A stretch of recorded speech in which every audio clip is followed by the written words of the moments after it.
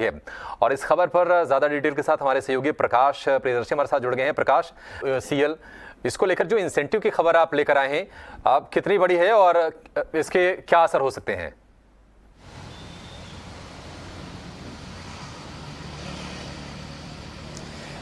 देखिए, जो जानकारी हमें मिल रही है उसके हिसाब से एनएमडीसी, आरआईएनएल और केओआईओसीएल जैसी जो कंपनियां हैं उनको कोकिंग कोल की वॉशरीज लगाने के लिए सरकार इंसेंटिव्स दे सकती है। इसकी योजना तैयार की जा रही है और ये इंसेंटिव्स इस बात के लिए है कि ज़्यादा से ज़्यादा वॉशरीज लगें, वॉश्ड कोकिंग कोल का प्रोडक्शन जो है उसमें बढ़ोतरी हो और जो इंपोर्ट डिपेंडेंसी है उसको कम करने में मदद मिले।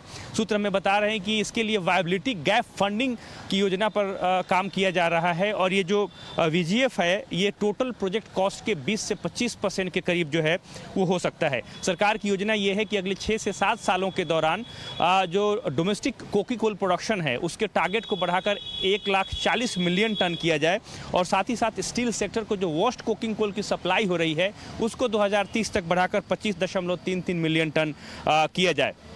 इस वॉश्ड कुकिंग कोल प्रोडक्शन में अगर आप देखें तो टाटा स्टील और सेल ने ये कमिटमेंट किया है कि वो करीब करीब 8 मिलियन टन का कंट्रीब्यूशन जो है वो करेंगे।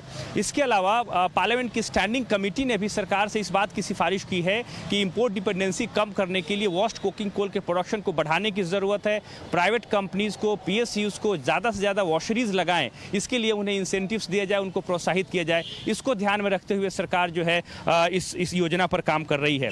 इसका एक और पहलू ये है कि कोल इंडिया लिमिटेड अपनी तरफ से भी प्रयास इस बात का कर रहा है कि प्राइवेट कंपनीज को वॉशरीज के सेक्टर में लाया जाए, उनको इंसेंटिव्स दिया जाए और उसके हिसाब से कोल इंडिया लिमिटेड की योजना ये है कि प्राइवेट कंपनीज को long term coking coal linkages दिए जा सकते हैं जो इस बात के लिए तैयार हैं कि उनको वॉशरीज लगाना है और इसके लिए कंपनियों को प्राइवेट कंपनीज को इस बात की भी आज़ादी मिलेगी कि वो अपने बिहाफ पे स्टील सेक्टर को वॉश्ड कोकिंग कोल की सप्लाई कर सकती हैं। उनका नेगोशिएशन अपने हिसाब से होगा। तो ये एक बड़ी खबर आ रही है खासकर कोकिंग कोल सेक्टर में आत्मनिर्भर बनने की दिशा में।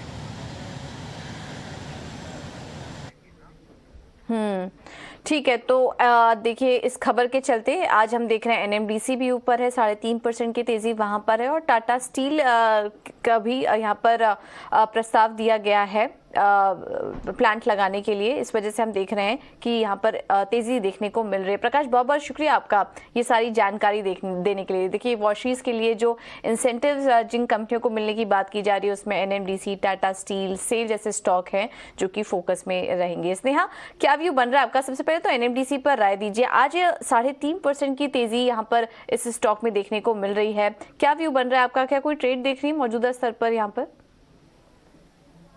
अगर आप काउंटर देखें तो काफी अच्छा स्ट्रेंथ दिखाया था। रीजन जो फॉल आया था उसमें स्टॉक करेक्ट हुआ है, बट आई थिंक यहाँ पे ज्यादा कोई करेक्शन नहीं एक्सपेक्ट कर रहे थे। अब आई थिंक 108, 109 के आसपास एक सपोर्ट जोन है, तो वही एक स्ट्रिक्ट स्टॉप लॉस लगा के किसी ने लॉन्ग किया है तो वो होल्ड कर सकते हैं और किसी को फ्रेश एंट्री भी करनी है तो आप यही स्टॉप लॉस लगा के होल्ड करके लॉन्ग कर लें।